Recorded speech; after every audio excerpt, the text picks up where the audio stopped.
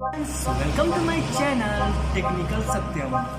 दोस्तों, आप जैसे भी देख रहे हैं, मैंने अमेजोन से एक वॉच शॉपिंग किया है जो एमआई का है। दोस्तों, इससे ये बेनिफिट होता है कि आप अपने हाथ में वो चीज़ देख सकते हैं। कैरी कितना है, बहुत चीज़ें काफ़ी कम दाम में इसको अनबॉक्सिंग करते हैं।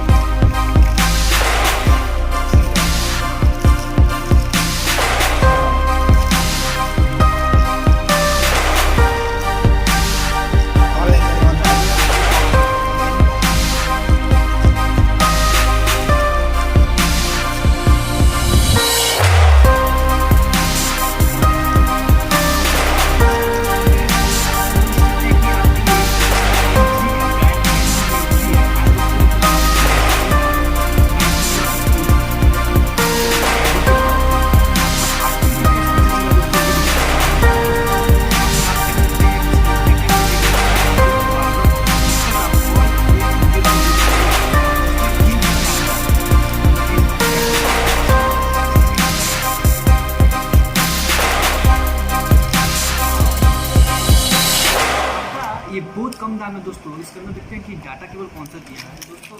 इसीलिए साला दोस्तों, ये आपको यूएसबी कंपनी का दिया है दोस्तों, कम दाम में। तो दोस्तों बहुत अच्छा है।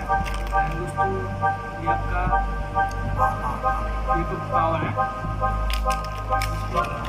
इसमें हम इसको डालेंगे तो यूज़ करेंगे।